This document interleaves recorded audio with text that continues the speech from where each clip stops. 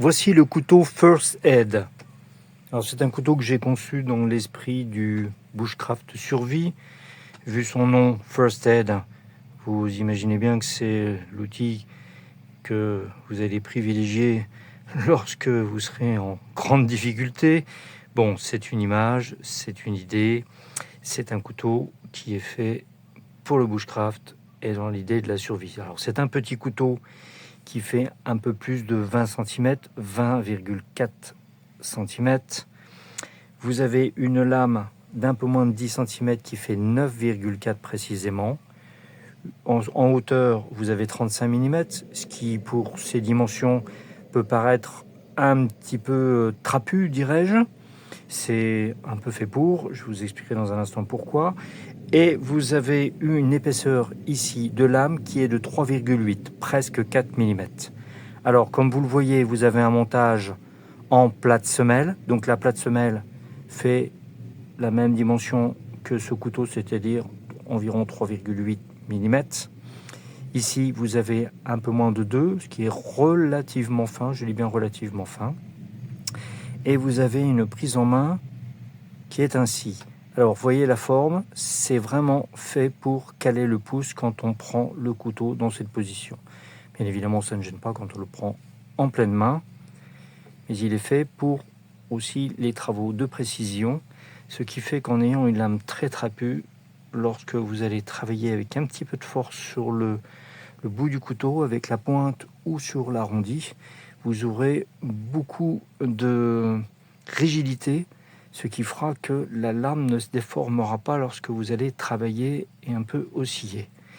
Bon, c'était vraiment un couteau qui est construit pour les travaux du quotidien autour du camp, dans la nature, outdoor. Il peut très bien être utilisé pour la randonnée, bien évidemment toujours autour du repas, quel que soit le repas, barbecue, feu de camp, en petite expédition, si vous allez barouder dans la verte, comme on dit. Donc voilà l'esprit. Vous avez ici sur le manche, j'ai oublié de le dire, des plaquettes en platane, un bois relativement dur.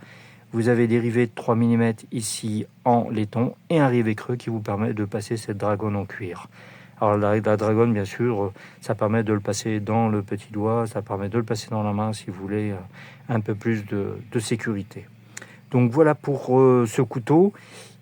Comme à l'accoutumée, ça a été forgé, c'est laissé brut de forge sur toute cette partie et l'acier, c'est du C70.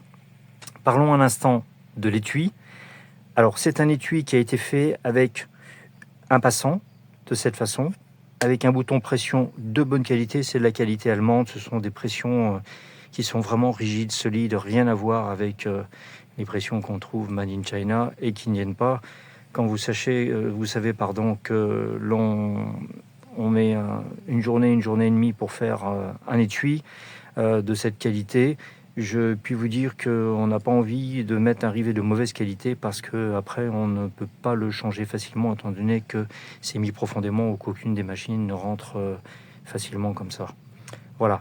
Alors ceci dit pour le rivet, cette patte de fixation, pour quelle raison? Une raison est simple, j'ai choisi volontairement de faire un étui dans lequel le couteau rentre très facilement avec très peu de maintien. Il rentre et il sort facilement, il flotte très légèrement dans l'étui. Il fallait donc bien sûr le sécuriser quand vous ne l'utilisez pas. Raison de cette patte, vous voyez, je passe la dragonne, je fixe, et là, même si le couteau bouge dans l'étui, vous ne le perdez jamais. Et lorsque vous utilisez votre couteau, vous faites une ouverture d'une main, ce qui vous permet de sortir votre couteau d'une main, de prendre votre couteau, de travailler avec, de le ranger dans l'étui lorsque vous avez fini, toujours sur le dos, à la verticale, on le remet, là vous le repassez dans cette dragonne et vous fermez. Le passant de ceinture, on ne peut plus classique, plutôt haut, ce qui permet avec des ceintures de 4 cm comme je vous présente là, de passer très facilement. Vous avez un bon maintien, et là par contre vraiment un maintien qui est assez serré, mais qui permet avec la hauteur de le passer pour avoir un port en diagonale. Donc si vous l'avez à la ceinture, vous pouvez le porter de façon croisée. Si vous êtes droitier, vous le mettez à gauche. et avec votre main droite, vous croisez votre buste pour sortir et rentrer le couteau. Donc ça vous permet ce port-là. S'il est à la verticale de votre côté droit quand vous êtes droitier, eh bien ça vous permet de le glisser facilement dans la ceinture et de le mettre derrière sur votre hanche ou derrière près de votre postérieur.